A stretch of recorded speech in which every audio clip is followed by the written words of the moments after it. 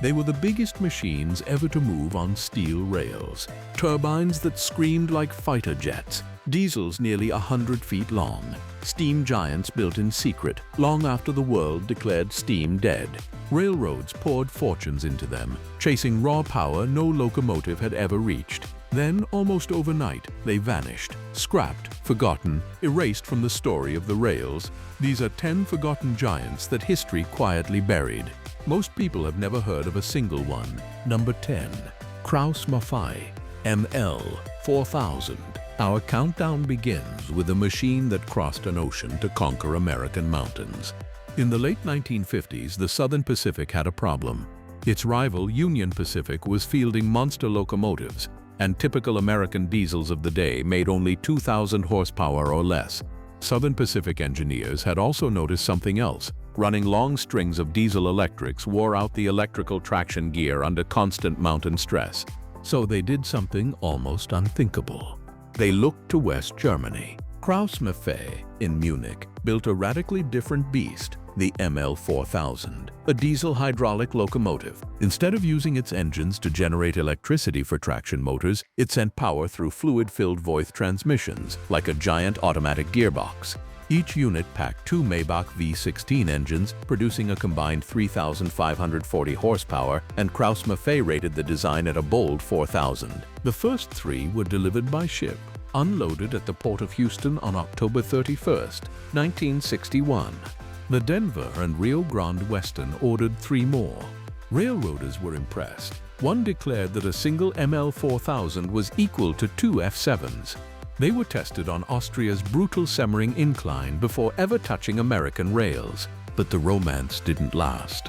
The exotic German machinery was difficult and expensive to maintain in American shops. Dust and heat played havoc with them, and Rio Grande found them unsuitable for its grades, selling its trio to Southern Pacific by 1964. The North American units were withdrawn as early as 1967 and 1968, barely 6 years of service. Of the 37 ML 4000s built for 2 North American railroads and 1 in Brazil, just a single mainline example survives on the continent, Southern Pacific 9010, which lives on today at the Niles Canyon Railway in California, the last mainline diesel hydraulic in all of North America. Number 9. The DB V320. Staying with German engineering, our 9th giant is one of the rarest locomotives ever built because only one of it ever existed. In 1962, the builder Henschel completed a machine it called the DH4000, which entered service as the Deutsche Bundesbahn's V320-001. At the time, it was the largest and most powerful diesel hydraulic locomotive in all of Europe, generating around 3,800 horsepower from 2 engines of roughly 1,900 horsepower each. It weighed some 122 metric tons, spread across 6 axles, a genuine giant that observers called a monster, but a beautiful one. Here's the strange part. The German Federal Railway never actually bought it. Henschel had built the locomotive on speculation, betting the railway would need a powerful express diesel. But by the early 1960s, Germany was busy electrifying exactly the main lines the V320 was designed for. The fast diesel express it was born to pull was becoming obsolete before it even arrived, so the railway simply leased the lone locomotive from its maker. Based first at Hamm, then from May 1965 at Kempten in the Bavarian Allgäu region, V320-001 hauled prestigious heavy express trains, services like the Bavaria and the Rhone-Isar, carrying passengers between Munich, Lindau, Zurich and Geneva. It was engineered to reach 180 kilometers per hour and approved to run at 160. In the 1968 renumbering, it became Class 232. When the lease expired in 1974, the giant went back to Henschel, who converted it into a freight locomotive. From there it lived an astonishing second life, passing through a string of private railways for decades, remaining active into the 2010s before eventually being sold to Italy. Its true legacy is hidden in plain sight. The V320's design directly influenced Germany's enormously successful V160 family, the backbone of German diesel power for a generation. The giant itself was forgotten, but its DNA hauled trains all over the country. Number 8. British Rail Class 55 Deltic. Cross the Channel to Britain, and you'll find one of the most beloved yet to the wider world forgotten express locomotives ever built. The Class 55 Deltic hid an extraordinary secret under its hood. Its two engines were Napier Deltics, and they came not from the railway world at all, but from the Royal Navy's fast patrol boats and minesweepers. Each engine used 18 pistons arranged in 3 banks forming a triangle, the Greek letter delta, with 3 crankshafts and combustion happening between opposed pistons rather than at a cylinder head.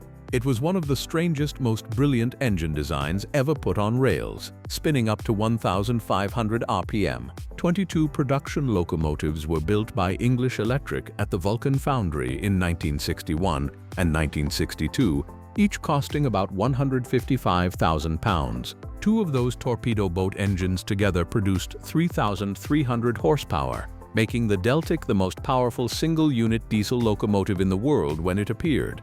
And it did all this at just 99 tons, giving it a phenomenal power-to-weight ratio. The Deltics were built to do one job supremely well: race up the East Coast Main Line from London King's Cross to Leeds, Newcastle and Edinburgh.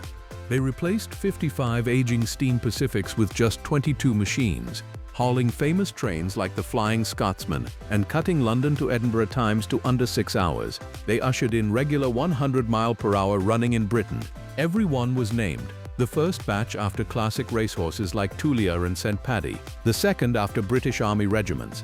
For 20 years, they were the drama and the roar of the East Coast Main Line, their howling engines unmistakable. But those exotic naval engines needed specialist care that ordinary depots couldn't provide. When high-speed trains arrived from 1978, the Deltics were doomed, withdrawn between 1980 and 1982. 6 of the 22 survive in preservation, cherished by British enthusiasts, yet almost unknown beyond them. Number 7. GFU-50C. Now we return to the United States and to Union Pacific, a railroad so obsessed with raw power that it dominates the top half of this list. By the late 1960s, UP wanted a single locomotive that could do the work of several. General Electric's answer was the U-50C, a 5,000 horsepower machine built by joining 2 12-cylinder engines under one long hood. 40 were built between 1969 and 1971, numbered 5,000 to 5,039, exclusively for Union Pacific. The U-50C carried a fascinating piece of recycling.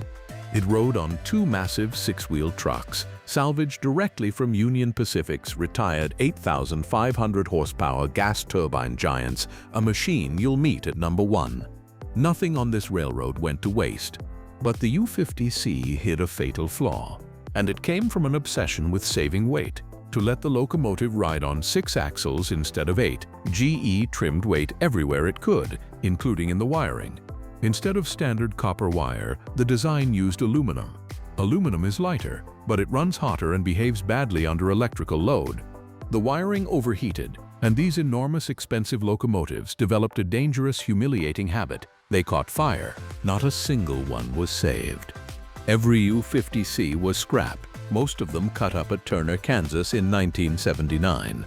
Today they exist only in photographs and a handful of scale models. A 5,000 horsepower giant erased almost completely, remembered mainly for the smoke pouring from the wrong places. Number 6. Alco Century 855. Our 6th giant is the final defiant scream of a company that helped build America, the American Locomotive Company, or ALCO. By the mid-1960s, ALCO was losing the diesel war to General Motors and General Electric. But Union Pacific still wanted enormous single locomotives, and in 1964, ALCO gave them its masterpiece, the Century 855. The name itself told the story: C for the Century line, 8 for 8 axles, 55 for 5,500 horsepower. That figure made the C855 the most powerful diesel-electric locomotive ever built at the time, a record it would hold until the Centennial surpassed it in April 1969. Inside sat 2 ALCO 251 CV16 engines, 32 cylinders in total, with electrical gear from General Electric. It stretched 86 feet and weighed over 551,000 pounds. ALCO built just 2 cab units, numbered 60 and 61, and a single cable's B unit, 60B, designed to run together as one thundering ABA set. They were meant for Union Pacific's punishing overland route through the Rocky Mountains, cutting the number of locomotives and the weight on the rails needed to move a heavy train. But the C855 was essentially two locomotives crammed onto one frame, built fast, and it suffered for it. Mechanical unreliability plagued the trio from the start. They never multiplied, never entered production, and never had the chance to prove themselves. All three were scrapped by early 1972, gone in less than 8 years, and Alco itself stopped building locomotives for the North American market in 1969. The Century 855 was, in a very real sense, the last giant roar of a fallen legend, a company that had built some of the greatest steam locomotives in history, signing off with a diesel monster almost no one remembers. Number 5. The Red Devil. Our fifth giant is perhaps the most tragic story on this entire list. A machine that proved everyone wrong and arrived at the worst possible moment. By 1980, steam locomotives were considered ancient, filthy, and hopelessly inefficient. But a British engineer named David Wardale, working for the South African Railways and building on the revolutionary ideas of Argentine engineer L.D. Porter, refused to accept that. He believed steam could be dragged into the modern age. At the Salt River Works in Cape Town, Wardale took an ordinary, poorly performing 484, a Class 25 NC that had been built by Henschel back in 1953, and completely reinvented it. He gave it a gas producer combustion system, a double Lemper exhaust, a feedwater heater, new cylinder liners, and dozens of other refinements. In 1981, it emerged transformed. He painted it defiant red, and it earned its nickname, the Red Devil. Officially, its nameplate's read, L.D. Porter. The results stunned the skeptics. Measured in real freight service, the rebuilt locomotive burned 28% less coal, used 30% less water, and delivered a 43% increase in drawbar power, its output leaping from around 1,980 kilowatts to roughly 2,870. Wardale believed it could have run at 100 miles per hour had the authorities allowed it. Here was living proof that a modern steam locomotive could massively outperform the old technology, and it changed nothing. South African Railways management had already committed, fully and finally, to diesel and electric power. There was no appetite, no staff, and no money to pursue steam any further. The Red Devil became a single brilliant, lonely prototype, the sole member of Class 26. Similar dreams in America and China also died. The Red Devil didn't fail as a machine. It failed only in its timing, arriving to defend a technology the world had already decided to abandon. Number 4. Soviet TEP80. Our fourth giant comes from the very end of the Soviet Union, and it still holds a world record more than 30 years later. In 1988 and 1989, the Kolomna Locomotive Works built just 2 examples of an experimental passenger locomotive called the TP80. It was a genuine monster, an 8-axle machine on a single body, weighing 180 tons, driven by a 20-cylinder diesel engine producing 6,000 horsepower.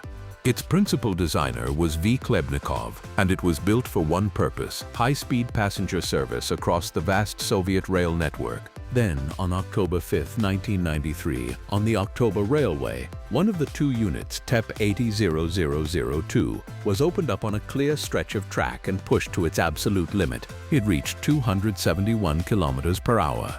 That's 168 miles per hour, from a diesel locomotive. To this day, that run is recognized as the world speed record for a diesel-powered railed vehicle. No diesel locomotive has officially beaten it since. A machine born in the final chaotic years of the Soviet Union outran everything the rest of the world's diesel builders ever produced. But history had other plans. The Soviet Union collapsed in 1991, and the economic chaos that followed left no room to develop a fleet of record-breaking express diesels. The world was also turning decisively toward electrified high-speed rail. The 2 TEP80s were, in the end, glorious dead ends. The design did earn Russia's state prize in 1995, but no production ever followed. Both survive today as museum pieces. TEP800001 in Novosibirsk, and the record holder TEP8002 preserved in St. Petersburg. Two lonely giants that briefly made the Soviet Union the fastest diesel nation on the planet and then were quietly parked forever. Number 3. China Railways, QJ. For our third giant, we turn to the greatest hidden secret in modern railway history. Because while the Western world was busy declaring steam extinct, one nation kept mass-producing steam locomotives right into the late 1980s. That nation was China, and the locomotive was the QJ, a huge 210-2 heavy freight machine whose name Tianjin means advance or march forward. It was based on a Soviet design, first appearing as a prototype in 1956, and it became one of the most produced large steam locomotives ever built. Depending on the count, somewhere around 4,700 of them rolled out, the vast majority from the Datong Locomotive Works. They produced roughly 2,190 kilowatts at the wheel rim and ran up to 80 kilometers per hour. Now sit with this fact. In 1969, America was retiring its last gas turbines and building its biggest diesels. In Britain, the Deltics were in their prime. And in China, brand new steam locomotives were still pouring out of the factory and would keep pouring out until the very end of 1988. The final QJ, number 7207, was completed that year, decades after most of the world thought the last mainline steam locomotive had already been built. These giants weren't museum curiosities. They were the everyday workhorses of a nation, hauling heavy freight across enormous distances, and they kept working long after production stopped. Incredibly, QJs remained in regular mainline service on the Jitong Railway in Inner Mongolia until December 2005, making them quite possibly the last regular mainline steam operation anywhere on Earth. To Western rail fans who grew up believing steam died in the 1950s and 60s, the QJ is almost unbelievable, a giant fleet of modern steam locomotives, built and worked in plain sight, yet almost entirely absent from the popular story of the railways. A handful were even exported to the United States for excursion and freight service, and around 25 survive in preservation. History barely noticed them. It should have. Number 2. EMD DDA40X Centennial. At number 2 stands a record that has never been broken. The largest and most powerful diesel-electric locomotive ever put on a single frame. Meet the EMD DDA40X, better known as the Centennial. Union Pacific ordered it after even the mighty machines earlier on this list failed to fully satisfy the railroad's endless hunger for power. Electromotive's answer was staggering. A locomotive stretching 98 feet 5 inches, nearly the length of a blue whale, riding on 8 axles and weighing around 270 tons. Under that enormous hood sat two 16-cylinder engines working together to produce 6,600 horsepower. That figure made it the most powerful single-frame diesel locomotive in history, a title it still holds today. 47 were built between 1969 and 1971, numbered from 6900 to 6946. The name tells a beautiful story. The very first unit, number 6900, was finished just in time for a special anniversary, the 100th anniversary of the completion of the first transcontinental railroad, marked by the driving of the Golden Spike in Utah on May 10, 1869. In honor of that centennial, the whole class was named Centennials, and their numbers were deliberately chosen in the 6900 series to echo the year 1969. These giants hauled Union Pacific's fastest, heaviest freight across the American West for over a decade. A pair of them, working together, could equal the output of 5 ordinary road units. But by the mid-1980s, more efficient and far cheaper locomotives had made them redundant. The last regular run came in early May 1985, and here's where the Centennial breaks the pattern of this list. Unlike so many forgotten giants, the Centennial was loved, and it was saved. An astonishing 13 of the 47 survive in museums and parks across the country. One of them, number 6936, remained operational for decades and became the largest operating diesel locomotive in the world. The biggest diesel ever built refused to be forgotten. Number 1. Union Pacific Big Blow Gas Turbine.